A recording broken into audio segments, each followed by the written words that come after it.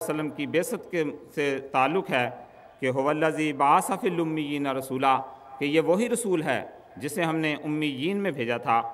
لیکن آپ کے والد حضرت ابو قحافہ رضی اللہ تعالیٰ عنہ نے آپ کی تعلیم کی طرف خاص دھیان دیا اور آپ کو لکھنے پڑھنے کی طرف متوجہ کیا، اور آپ کو شعر گوئی اور شعر فہمی اور تجارت میں ایک خاص دسترس حاصل ہو گئی تھی۔ اس طرح سے اگر ہم حضرت خلیفۃ المسیح اول رضی اللہ تعالیٰ عنہ کے بچپن کو دیکھیں اور آپ کی تعلیم کی طرف بھی غور کریں تو وہاں پر بھی ہمیں یہی دکھائی دیتا ہے کہ آپ کے والد صاحب کو بچوں کی تعلیم کا بہت خیال تھا۔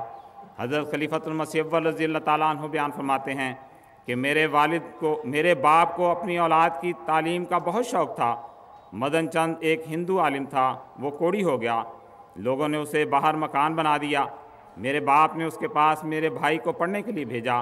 لوگوں نے کہا خوبصورت بچہ ہے، کیوں اس کی زندگی کو ہلاکت میں ڈالتے ہو؟ اس پر میرے باپ نے کہا مدن چند جتنا علم پڑھ کر اگر میرا بیٹا کوڑی ہو گیا تو کچھ پرواہ نہیں۔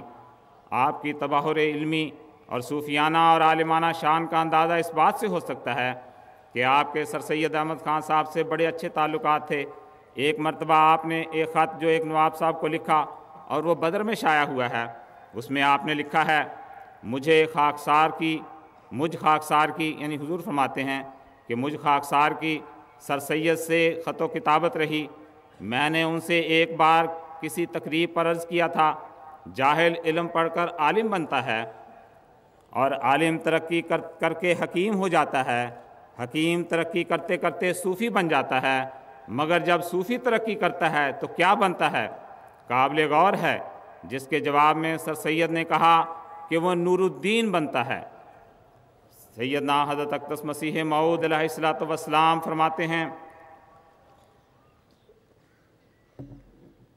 میرے سب دوست متقی ہیں، لیکن ان سب سے قوی بصیرت اور کثیر العلم اور زیادہ تر نرم اور حلیم اور اکمل الایمان والاسلام اور سخت محبت اور معرفت اور خشیت اور یقین اور اس بات والا ایک مبارک شخص، بزرگ، متقی، عالم، صالح، فقی اور جلیل القدر محدث اور عظیم الشان حاذق، حکیم، حاجی الحرمین، حافظ القرآن، قوم کا قریشی، نسب کا فاروقی ہے، جس کا نام نامی ما لقب گرامی مولوی نور الدین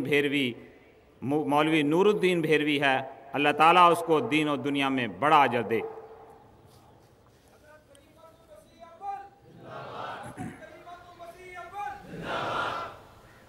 حضرت ابوبکر صدیق رضی اللہ تعالیٰ عنہ کے متعلق آپ حضرات یہ بات اچھی طرح جانتے ہیں کہ آپ سابق الایمان میں سے تھے۔ سب سے پہلے جو ایمان لائے وہ آپ ہی کا وجود تھا۔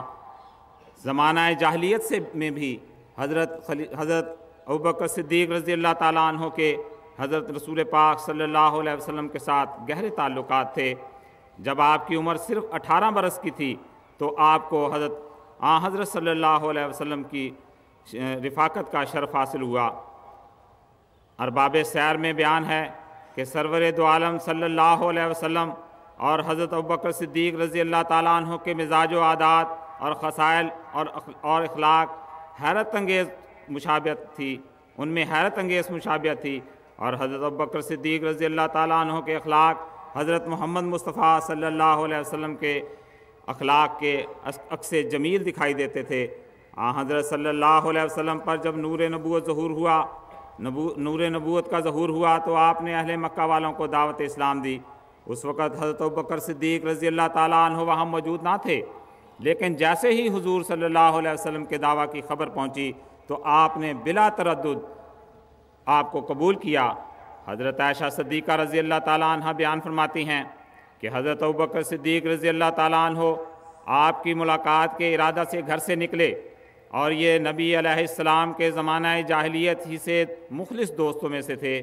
ملاقات کے بعد عرض کیا اے ابو القاسم، میں آپ کو برادری کی مجالس میں نہیں پاتا، اور لوگ آپ پر یہ الزام لگاتے ہیں کہ آپ ان کے آباء و اجداد کو برا بھلا کہتے ہیں۔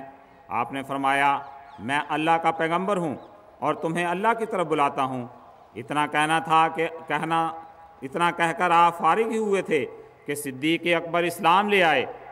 حضور علیہ السلام حضرت ابوبکر کے اسلام لانے سے اس قدر خوش ہوئے کہ کوئی بھی مکہ کی دونوں پہاڑیوں کے درمیان، جن کو اکشبین کہا جاتا ہے، آپ سے زیادہ کوئی خوش نہ تھا۔ حضرت ابوبکر صدیق رضی اللہ تعالیٰ عنہ ان جلیل القدر صحابہ میں سے تھے جو مردوں میں سے سب سے پہلے حضرت محمد مصطفیٰ صلی اللہ علیہ وسلم پر ایمان لائے۔ یہی بات ہمیں حضرت حکیم مولوی نور الدین صاحب بھیروی رضی اللہ تعالیٰ عنہ کی زندگی میں نظر آتی ہے۔ حضرت مولانا حکیم مولوی نور الدین صاحب بھیروی جس زمانہ میں ریاست جموں میں تشریف فرما تھے تو وہاں کے وزیر اعظم کی وساطت سے آپ کو حضرت مسیح موعود علیہ السلام کا ایک اشتہار ملا، جس میں آپ نے مخالفین اسلام کو نشان نمائی کی دعوت دی تھی۔ اس پر آپ نے قادیان آنے کا ارادہ فرمایا اور آپ قادیان تشریف لائے۔ جب حضرت مسیح موعود علیہ السلام سے ملاقات کے لیے آپ نے ایک پیغام بھیجا تو اس پر جس کے ہاتھ حضور نے پیغام بھیجا تھا، حضرت مسیح موعود علیہ السلام نے یہ لکھ دیا کہ عصر کی نماز کے وقت آپ سے ملاقات کریں۔ حضور فرماتے ہیں کہ یہ بات معلوم کر کے میں مان اٹھا، چنانچہ آپ اس وقت سیڑھیوں سے اتر رہے تھے تو میں نے دیکھتے ہی دل میں کہا یہی مرزا ہے اور اس پر میں سارا قربان ہو جاؤں۔ چنانچہ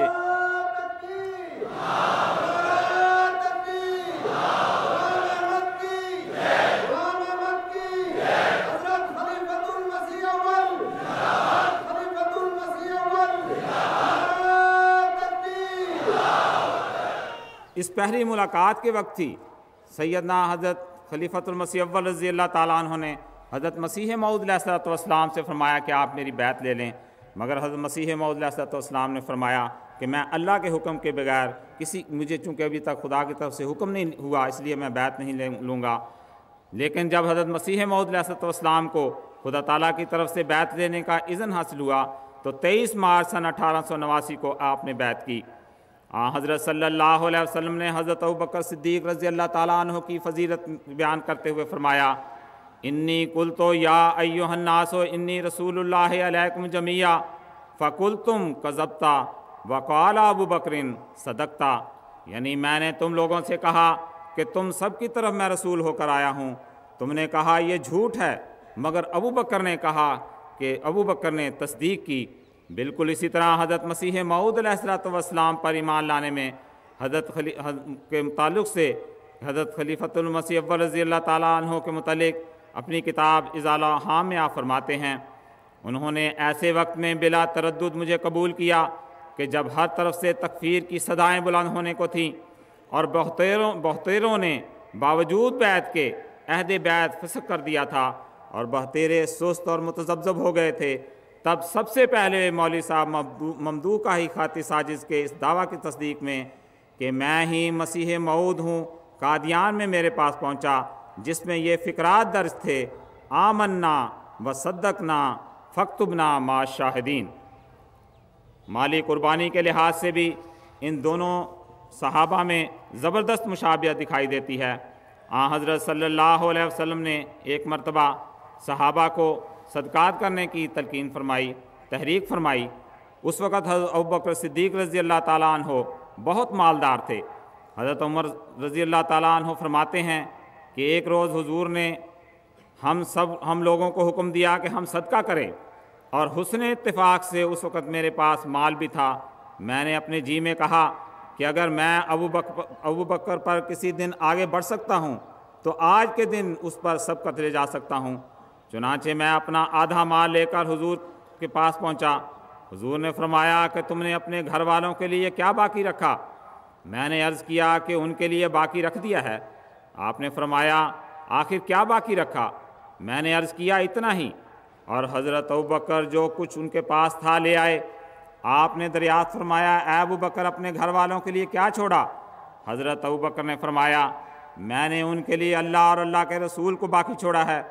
حضرت عمر کہتے ہیں کہ میں نے کہا کہ میں ان سے کبھی بھی کسی شے میں سبقت نہیں لے جا سکتا۔ حضرت صلی اللہ علیہ وسلم نے ایک مرتبہ فرمایا ما نفعنی مالو احد قطو ما نفعنی مالو بکرین، مجھے کسی شخص کے مال سے ایسا فائدہ نہیں پہنچا جیسا کہ حضرت